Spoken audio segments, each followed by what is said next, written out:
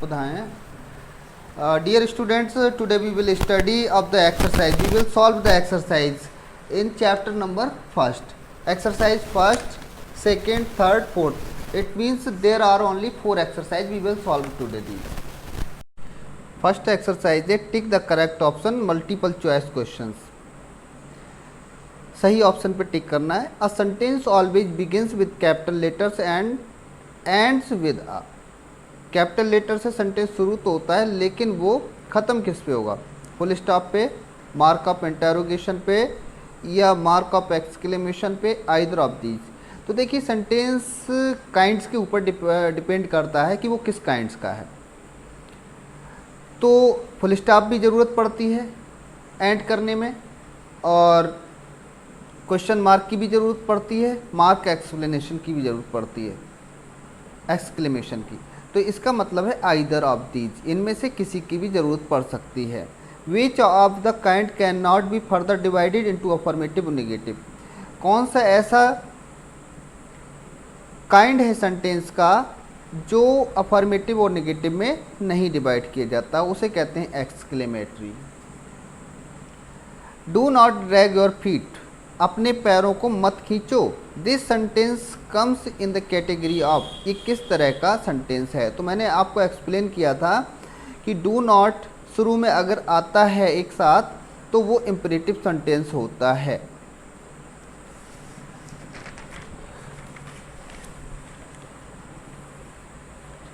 Next exercise है हमारी exclamatory sentences. The sudden express the sudden and strong feeling of.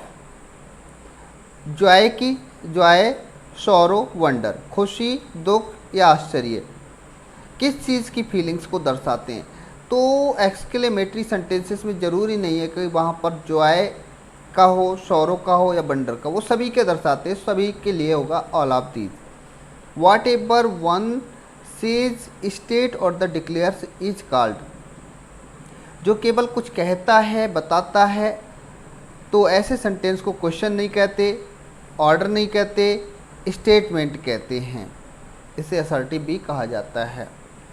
अब exercise number 2 है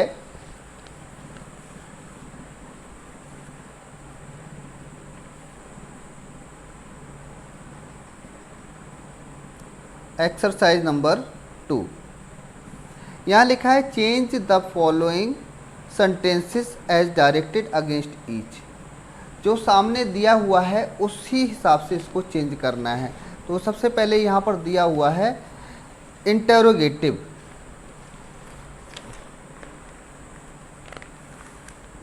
interrogative, तो हमें इस सेंटेंस को इंटरोगेटिव में करना है. तो ये हो जाएगा, सबसे पहले ये देखना है कि टेंस कौन सा है. तो ये राइजेस से पता लगता है कि प्रेजेंट इंडेफिनिट टेंस है. प्रेजेंट इंडेफिनिट होता है तो डू और डज हेल्पिंग वर्ब होती है. उन्हीं को, उनमें से एक हेल्पिंग वर्ब को हम ले लेंगे. तो सन सिंगुलर है तो यहाँ पर डज हो जाएगी. Does the sun rises in the east, last में क्वेश्चन मार्क. ये हो गया हमारा इंटरोगेटिव सेंटेंस. दूसरा है माई अंकल. अरे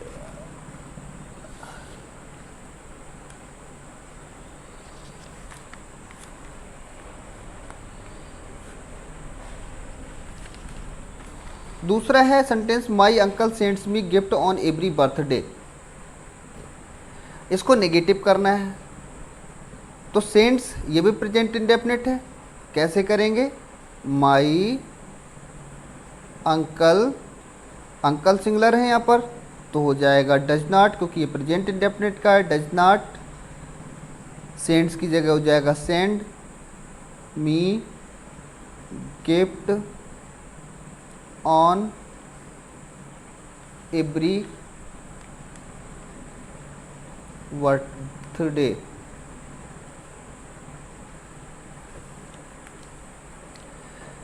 third, my father loves flowers. Interrogative, this is also present indefinite. तो does my father loves flowers? Question mark. Have you not seen any film yet? This statement. Now we have to change in statement, it means assertive. तो assertive में क्या करना है, ये सबसे पहले helping verb जो लगी है, इस हेल्पिंग वर्ब को हम सब्जेक्ट के बाद लगाएंगे. ये हो जाएगा you have not seen any film yet. Last में full stop. They were going to call you. This is interrogative. Interrogative में कैसे करेंगे, they were going to call you. तो इसमें बर जो है हेल्पिंग वर्ब, सबसे पहले बर लगा लेंगे.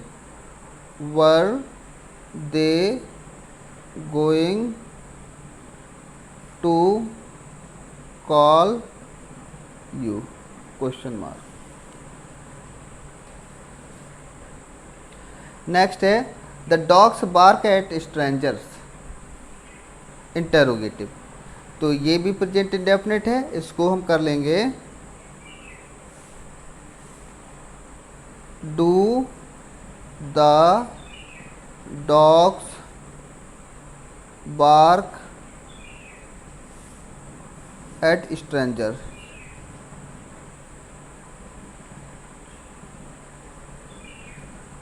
Question mark. He can not speak English fluently. This is affirmative. तो in affirmative only not we have to remove. इसमें से हम नॉट को हटा देंगे. He can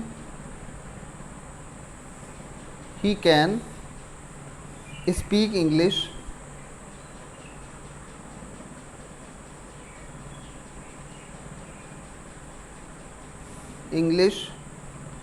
fluently.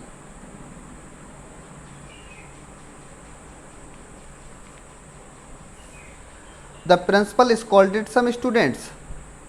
Negative. The principal scolded some students. Negative है, इसको करना है. तो प्रिंसिपल, अभी स्कोल्डेड से पता लग रहा है यहाँ पर सेकेंड फॉर्म है और सेकेंड फॉर्म पास्ट इंडेफिनिट में होती है, तो इसको हम इसकी हेल्पिंग वर्ब ले लेंगे did. The principal did not.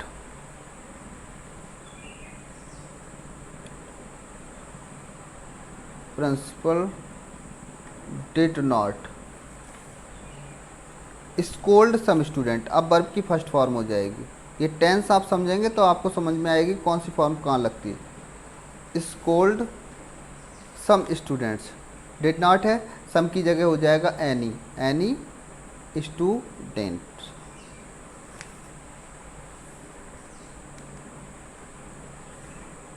9 number है you should respect your Elder. इसमें इम्परेटिव करना है, तो यू शुड हटा देंगे, सीधे हो जाएगा रिस्पेक्ट योर एल्डर्स.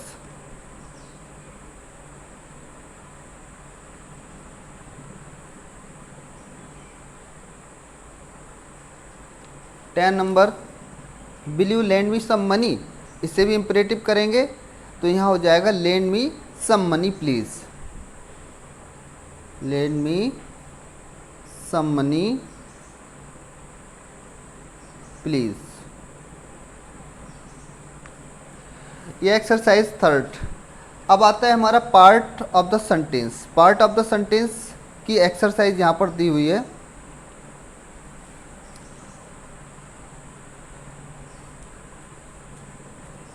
इस पार्ट ऑफ सेंटेंस की एक्सरसाइज में थर्ड नंबर में दिया है arrange subject predicate parts given in the brackets in ordered and write them in the blanks of the each sentence. मैंने बताया था कल कि पार्ट्स की बात करें तो देयर आर 2 पार्ट्स. 2 पार्ट्स होते हैं सेंटेंस के, सब्जेक्ट और प्रेडिकेट. अब यहाँ पर इधर पार्ट दिया हुआ है, ऐसे ही मैं एक्सप्लेन कर दे रहा हूँ चूँकि इसमें फिल किया हुआ है ऑलरेडी. तो ये लिखा है reads in the class in class 9th में पढ़ता है. तो इसमें क्या होगा, ब्रदर माई एल्डर. ये गलत सलत इसका ऑर्डर है, क्रम गलत है. क्या हो जाएगा, my elder brother reads in class 9th. Needs dry cleaning. इसमें क्या हो जाएगा, your blue coat needs dry cleaning.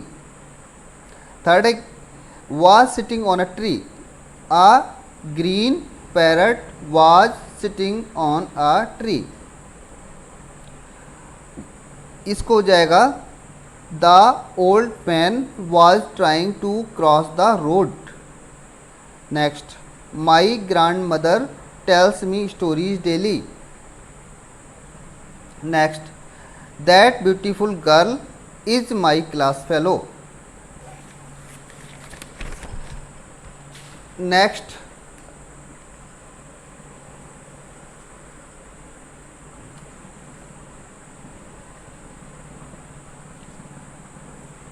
our English teacher is very punctual. Next, this tall boy can run a long race.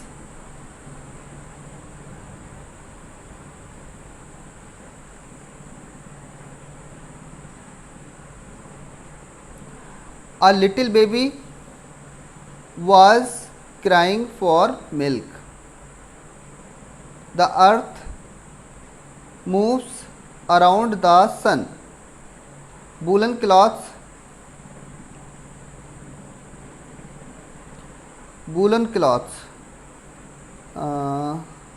are necessary in winter. These flowers are of my choice. Exercise 4th. 10 groups of the jumbled word are given below. नीचे groups दिए गए हैं, उनमें jumbled word हैं, मतलब words को ठीक से क्रम में नहीं रखा गया है, इधर का उधर रख दिया गया है. Read them and do the following one by one. उनमें से देखना है, एक एक करके ठीक से रखना है. तो यहाँ पर ये देखते हैं, लिखा है first arrange them in proper order to make their meaningful sentence. सबसे पहली बात तो उनको प्रॉपर ऑर्डर में ठीक ठाक तरीके से लिख लें ताकि उनका कोई अर्थ निकल सके. Also put the punctuation marks and capital letters where necessary. फिर हमको ये भी देखना है, पंक्चुएशन मार्क्स का मतलब है कि हमें कहाँ पर फुल स्टॉप, कॉमा या क्वेश्चन मार्क या एक्सक्लेमेटरी मार्क की ज़रूरत है, वो लगाना है. कहाँ पर कैपिटल लेटर लगाना है ये भी ज़रूरी है. Then write against each of the sentence the kind of the sentence they are statement, interrogative, imperative और एक्सक्लेमेटरी. फिर उनका काइंड बताना है कि वो किस काइंड के हैं. तो यहाँ पर चूँकि सॉल्व है ये एक्सरसाइज, मैं आपको ऐसे करके ही उसको बता दे रहा हूँ. सबसे पहले लिखा है to Mumbai Mamata next week will go. तो यहाँ कैसे करके सही करेंगे, इन्हीं वर्ड्स को ठीक करेंगे. ममता विल गो टू मुंबई. अब ये ममता में एम कैपिटल हो गया, मुंबई में भी एम कैपिटल होगा. मुंबई नेक्स्ट वीक लास्ट में फुल स्टॉप और ये सेंटेंस होगा हमारा स्टेटमेंट या हम इसे कह सकते हैं असर्टिव.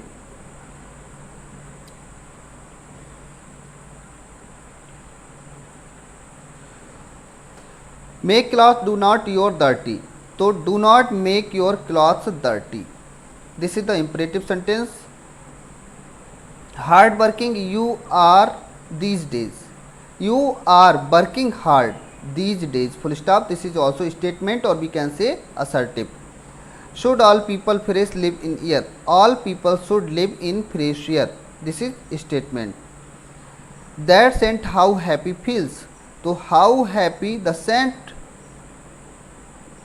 इसमें बात नहीं आना चाहिए, बच्चे ने इसमें गलत लगा दिया है. तो इसको हम फिर से देखते हैं.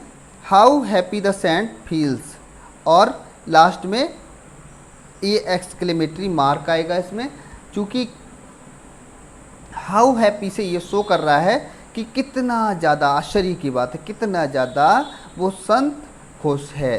Poor cow alas has his died. Alas फिर exclamatory mark, his poor cow has died exclamatory.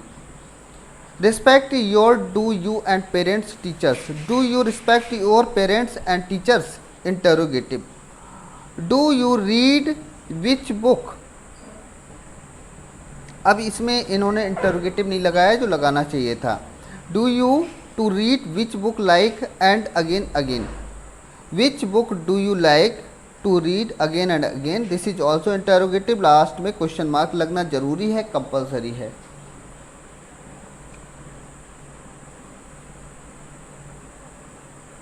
Next है हमारा